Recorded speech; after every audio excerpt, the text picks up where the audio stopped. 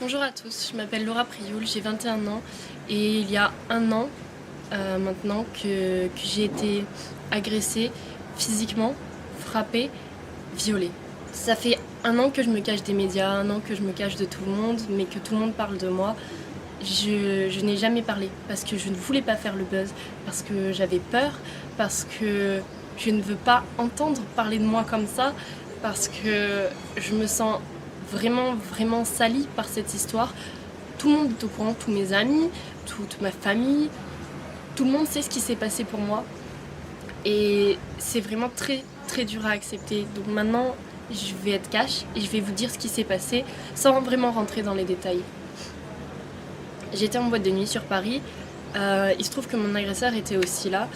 On a passé une super soirée, vraiment très gentil, à m'inviter à sa table, à boire un verre, etc. Je ne buvais que de l'eau. Lui, il buvait de l'alcool, beaucoup d'alcool. Donc par la suite, il me propose d'aller dans une deuxième boîte de nuit.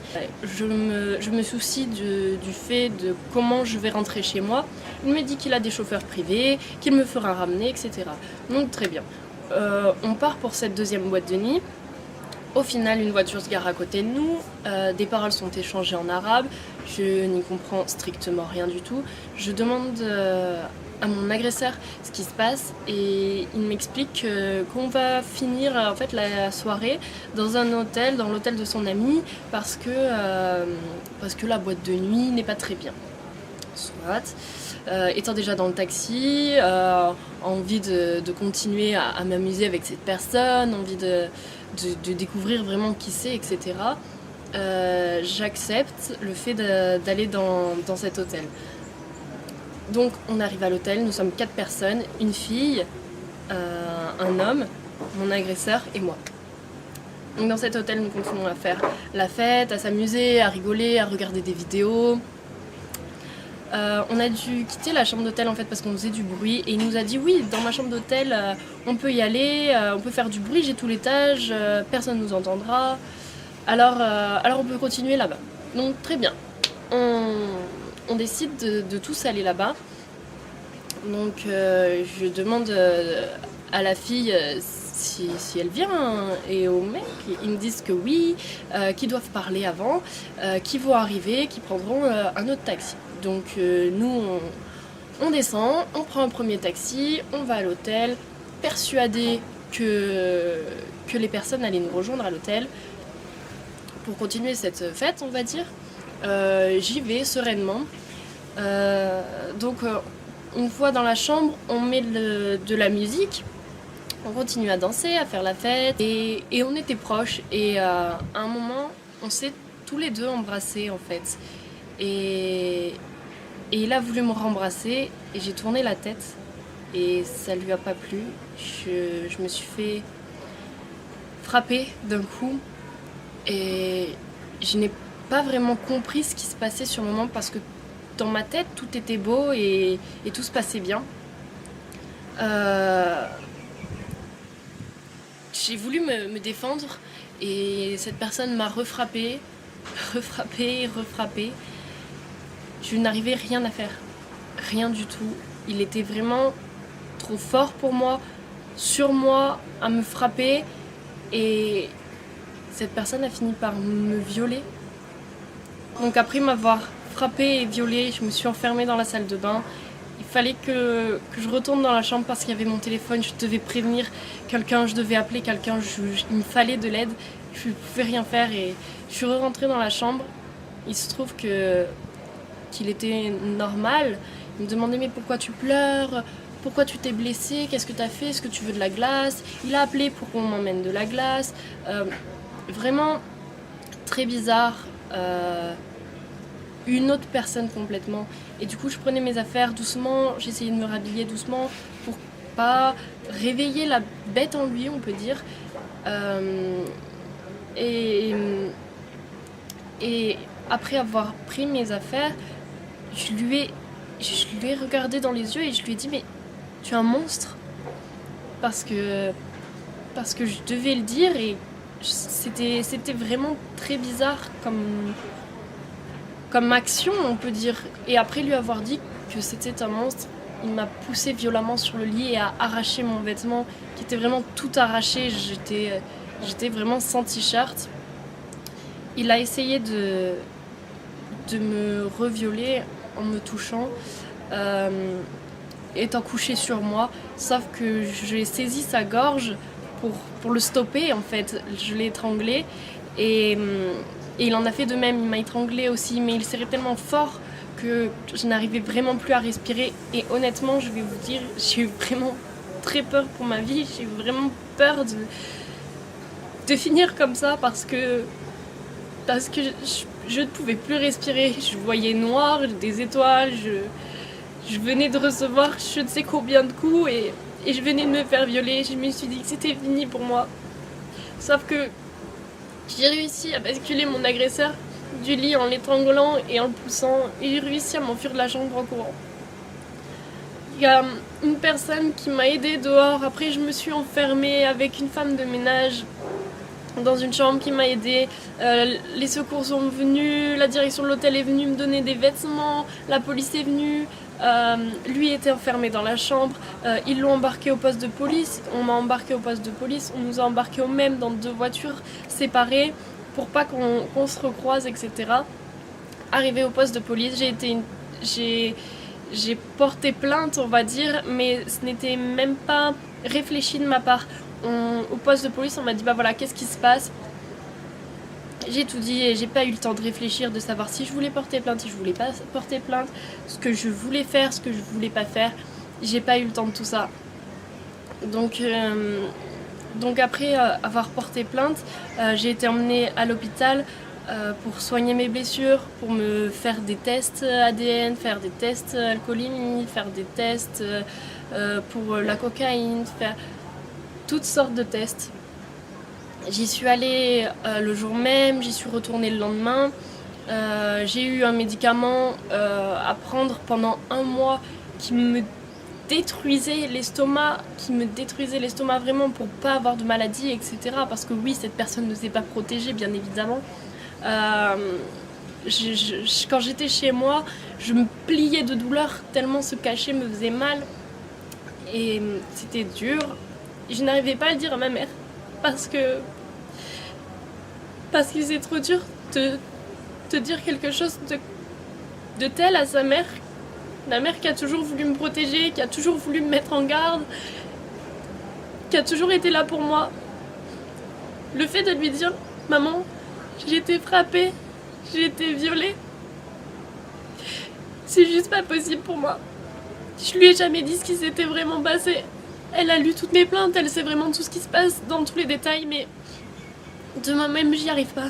C'est comme ça, c'est trop dur. Donc, quelques jours après être rentrée chez moi, un blogueur a partagé mon nom dans les médias. Et là,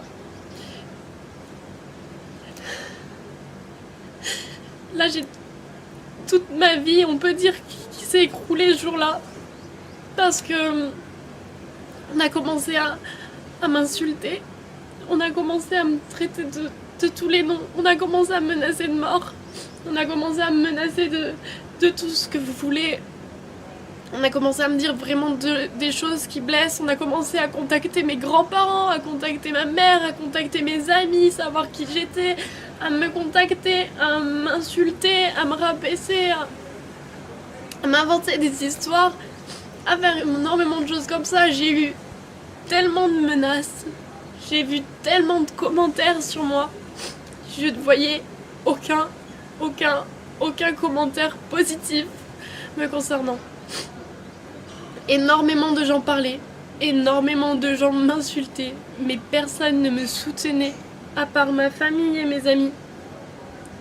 Sur internet, je voyais que du noir. Les gens ont commencé à m'appeler, oui, j'ai vu qu'il s'était passé ça, qu'est-ce qui se passe, etc. Je me suis coupée de tout le monde parce que j'y arrivais pas, c'était trop dur que les gens puissent savoir ça sur moi. J'ai changé de numéro de téléphone, j'ai supprimé tous mes réseaux sociaux. Je me suis coupée vraiment de tout le monde, je n'avais même pas le droit d'habiter chez ma mère pour ma sécurité.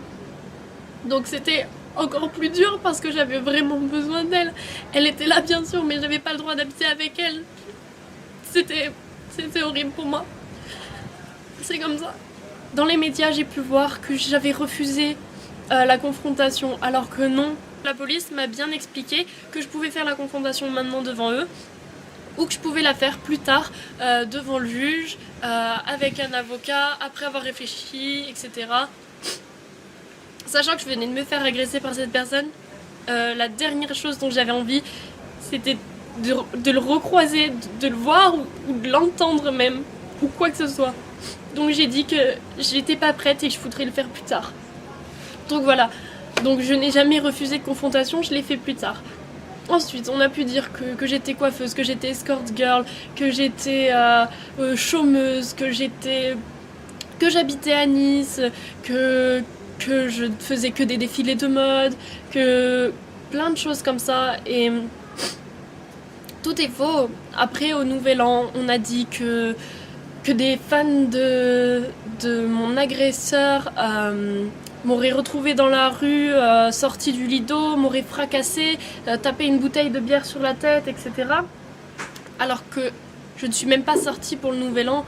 J'étais chez moi, dans mon appartement, je n'étais même pas sur Paris. Je n'étais même pas dans la ville où les faits se seraient passés. Après, qu'est-ce qu'on a pu dire sur moi? On a pu dire que Laura Prioul a été prise la main dans le sac, elle serait dealeuse de drogue, elle devrait passer devant le tribunal, etc.